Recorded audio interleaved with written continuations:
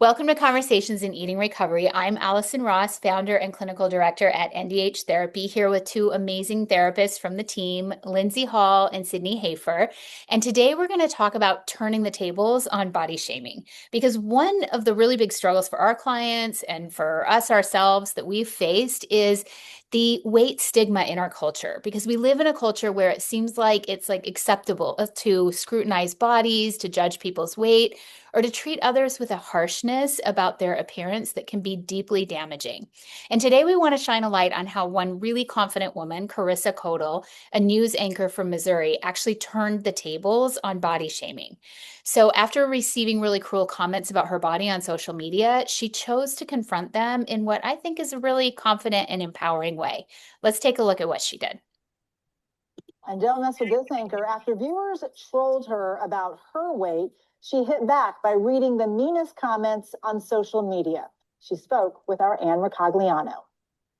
I'm Carissa Codel. This news anchor is fighting back against trolls and their insults about her weight. In her best news anchor voice, Carissa Codel is reading the meanest comments. As you guys can see from this graphic here, pig emoji, built for breeding. Tonight at 5. And she's doing it with a sense of humor. I ain't never worked as hard as them ankles. She's like the only fat 9 I've ever seen. What happened to just, you look nice? You're laughing about them now, right? Did it hurt at first? Honestly, no. It never really got to me. I never lost any sleep over it. Are you shocked by the insults? Does it surprise you? Some of them do, yes. I get shocked by the people that seem genuinely angry, that continue to comment things about my weight. What's your message? Why are you doing this? I'm doing it mainly just to show that you can be happy with yourself and be confident. And as long as you know who you are, nothing can hurt you. Wow. What do you guys think of that?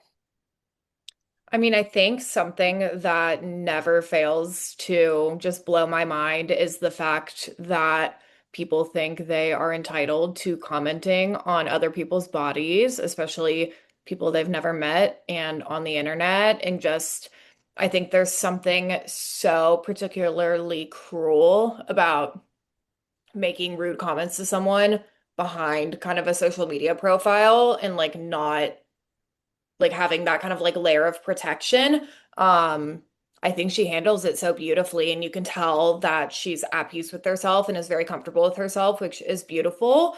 And the fact that she's like, yeah, that doesn't really get to me, and can make joke of it and make light of it and kind of call it out for what it is, acknowledge that it's rude and inappropriate, and kind of laugh and move on.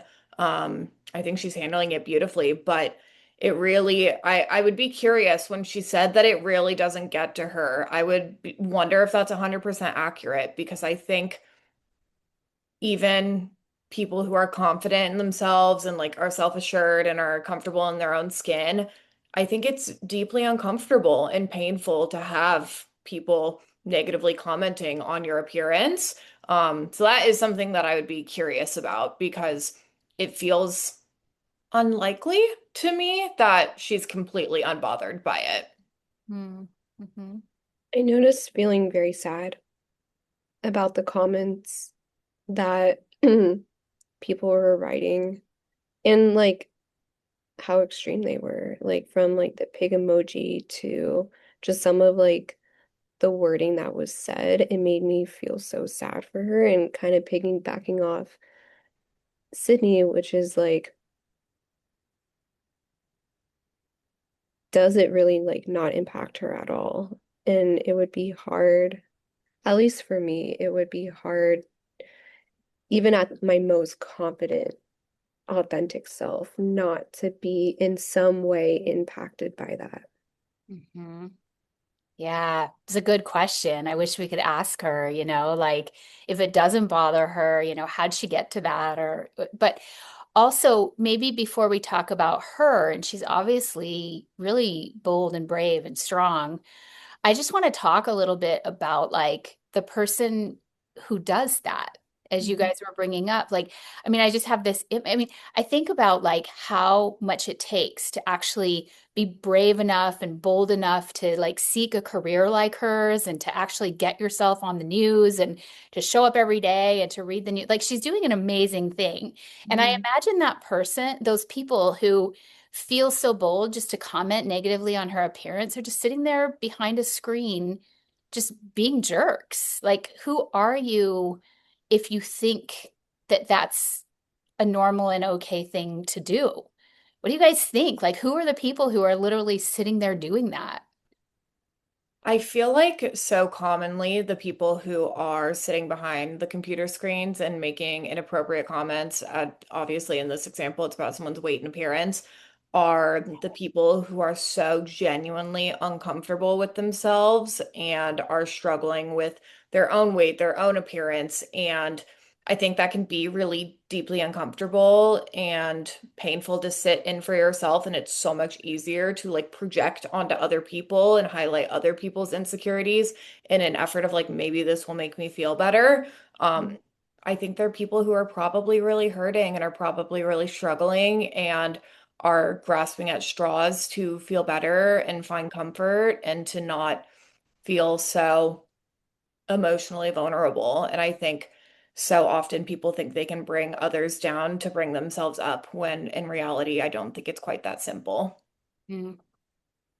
Do you think maybe they're just, some people are just projecting their own body insecurity onto her Yeah.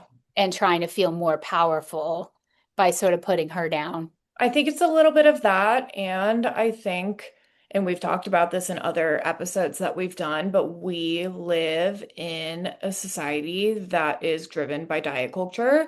And with that, I think there's a lot of fat phobia. And I think people have very rude and judgmental things to say about people in larger bodies a lot of the times. So I think part of it is probably people who are hurting. And I think part of it are people who are falling victim to the unhelpful norms of diet culture and what society says a body should look like.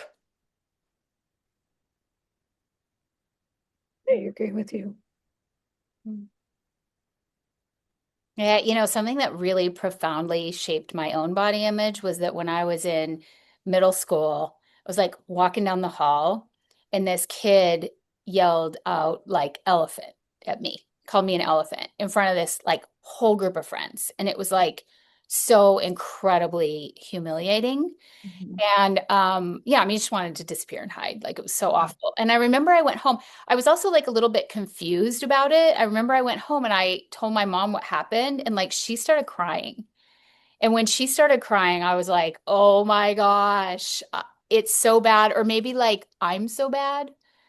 You know, like it must be so bad. And then my mom also like responded to that partially by teaching me how to diet, which was Yeah. truly my mom's way of helping me. Yeah, she thought she was protecting you. Yeah, in her mind, that was the thing to do, is like to make me invulnerable to that. But I think what could have really helped me was for somebody to be like, because that kid's a jerk. I have a very similar experience, Allison. I remember going to treatment and I had these narratives that I had adopted and held on about my body from very young ages, like mi elementary and middle school, of things people had said to me about my appearance or the way that I looked. I remember getting a lot of comments about my height, my teeth, hair on my arms, like very random things that I carried such big messages about as like something was deeply wrong with me and I was very flawed and I had to change my body because of it. And I remember getting to treatment when I was 19 years old and like sitting there having a conversation about it with the dietitian, who was like, "Oh, tell me a little bit about like what fuels your eating disorder." And was like, "Oh, when I was in second grade, so and so girl made this comment about my body and therefore it meant I had to XYZ." And I remember the dietitian looking at me and being like, "Okay, but can we recognize that like that was just a second grader being mean? Like Yeah. are we giving the second grader that much power? Because like why are you letting 19-year-old you be influenced by a second grader?" And I just remember being like really taken aback, where I was like, "Wow, she was just a really mean like 7-year-old girl, you know? And like 19-year-old me doesn't have to carry that truth anymore. Yeah. Yeah, and like he was probably just, I mean, I love that. I think that's so wise. And he was just like an insecure middle school kid trying to get like a laugh from his friends or maybe Yeah. even strangely attention from me. Hmm. Right. And I love that. I think that's such an empowering thought because those things really can affect our body Hmm. image in a big way. Like we can carry them for Yeah. years and they can shape how we feel that, they can shape our sense of worth and our sense of how our bodies are. Hmm. And like going back to the clip, it makes me think about like working with teens, young adults, and like our own relationship to social media and commenting on the anchor's body image to me feels like an aspect of like cyberbullying. Hmm. And Yeah. it's like how many teens at school are experiencing this and hold so much emotion or shame that this is happening to them and like don't have that safe person to report it to, and then it becomes something much bigger. Yeah, because you might just be kind of swimming in the aloneness and confusion of it all. And that's what can cause us to really internalize it. See, about that clip, this Carissa does not seem to be internalizing it. Hmm. And I think that if that we can get closer to that when we see the system that we're living in. And when we realize that diet culture indoctrination is a bunch of toxic stuff and collective voices just basically trying to breed insecurity in order for, big business to make money on us so that we buy diet plans and we buy diet food and we buy weight loss shots and we buy all the stuff, right? So I think that's really where that conditioning comes from. And when we can see that, it can really change how we interact with it. Because like I remember one time I was at the beach with a few friends, and one of them, we were like, I was walking with one behind the other, and my friend said to me, "Oh, she's just so lucky," pointing to our friend. "Why does she just have the perfect body? Like she's so lucky." And I said, I mean, I think we're all under so much pressure and I think we're all lucky and I think we're all great. Like, like and I was realizing, oh gosh, I've really changed. Because in Hmm. the past, if she had said that, I would have been like, oh yeah, she's the lucky one. Hmm. But instead it kind of didn't quite fit anymore because I had really woken up to Hmm. the idea that all of this body shaming is just this toxic consumer culture stuff that we get in America and that I think we spread around the world. Hmm. We don't have to buy it. And maybe that's part of what Carissa knows and understands is Hmm. that she's pretty awesome. She's pretty successful. She's pretty brave. And these Yeah. people are just mean. Hmm. What's the Taylor Swift lyrics? Someday I'll be living in a big old city and all you're ever going to be is mean. So I guess one of the things that I'm thinking about is like we don't really know how Carissa got there, but Hmm. what are some of the things that can protect us from people's diet culture conditioning and the way that they might project it onto us, And like how do we just keep going and be bold and be brave, even if people try to tear us down and make us feel embarrassed when we show up, which is obviously what people were doing to her. Yeah, I feel like that it was a skill I needed to build. Especially when I worked in residential eating disorder treatment. I don't know necessarily why it happened this way, but I was someone that got a lot of comment on my body from clients, and they had some not super helpful things to say from kind of like being in their own disorder, I think. And I remember at the beginning, I was like absolutely mortified because I was like, oh my gosh, these people think these like horrible things about my body and my appearance, and what does that mean about me? And I found that something that was so helpful for me was really putting into perspective, like in the grand scheme of things that are important to me, Sydney Hafer, how big do I want beauty appearance, like my appearance, like how much worth do I want to put into that? And stepping back and like connecting to my values and the things that were really important to me, which like being a good employee, being a good friend, being a good partner, being a good daughter, being a good sister, being adventurous, being constantly like someone who constantly is learning, being someone who's reliable, someone who's honest, and like really tethering myself to the things that actually are important to me and bring meaning to my life and make me feel full and fulfilled and happy. And kind of stepping back and reflecting that the way that I look doesn't actually impact any of those. And like in the grand scheme of things that are important to me, being pretty or being thin or having some like societally acceptable body is like not the thing. Like that's not all the eggs I want to put into that basket. Like that's just not what's actually important to me and the goals and values I have for my life. And it definitely was a practice to like rein it in and be like, okay, Sydney, what are the things that are actually important? And like, how can we reality check that like it's not the client telling you that your pants look too tight? Like that's not the thing you actually care about. But the more I was able to do that and practice that and kind of connect to my values, the easier it felt to kind of just brush off the comments and be like, okay, she's having a bad day. Like, it's not Yeah, about, like it's not about me. there's something in her. There's Yeah, something yeah, in like it's her, not about me like, at all. yeah. And kind of what you're saying, Sydney, is like there is a person behind the body. And who is that? What is that person about? Mm-hmm. Because if we're putting more energy into the person behind the body, maybe Carissa, who became a news anchor, if we're putting more energy into what we really value and who we really are in our core, that's something that's going to be a lot more sustainable, something that we can grow and build versus if we're just so clingy and attached to like how we think we have to look. As you both are talking, I'm kind of reflecting on my own experience, and like my kid self was so vulnerable to these comments. Mm-hmm. Um, and like even I think I was a senior in high school when Instagram first came out. Mm. Um, but like I had a whole thing about how I had to tune up my picture and Photoshop things, and it was like very much about like I wanted to look a certain way to protect myself from like perceived comments or perceived ways of people thinking about me. I was very vulnerable back then. But then as I aged and grew up, my relationship with the eating, with the parents, with just myself changed over time. And it's definitely a skill to kind of regulate and not like internalize those comments from other people, either like laugh it off or like be like, thanks, cool.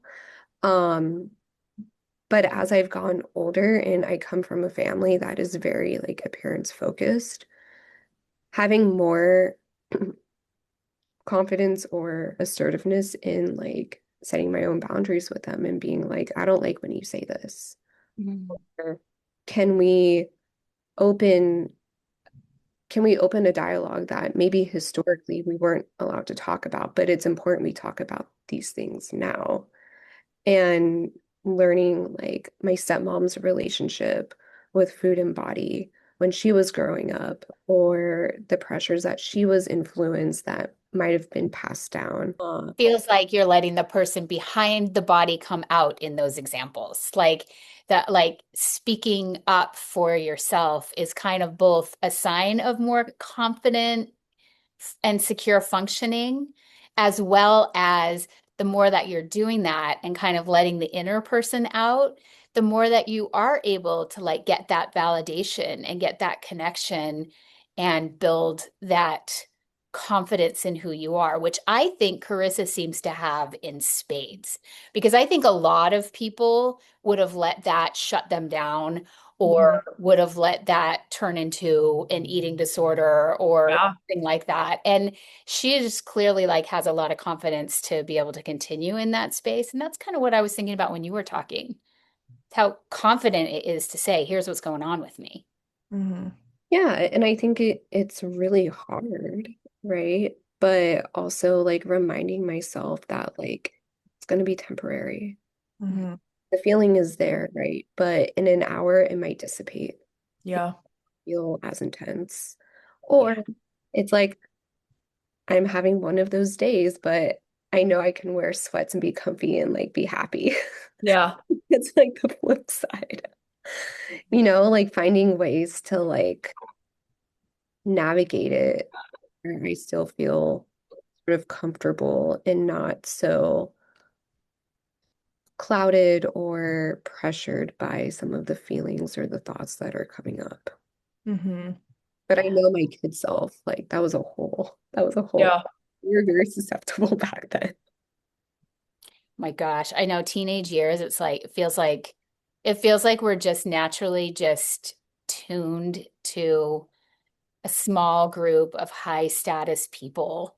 Yeah. We just feel like we have to be part of in order to be anything. And it's so hard when, we're not fe if we're not feeling like we're fitting into that sort of like hierarchy, Mm-hmm. you know?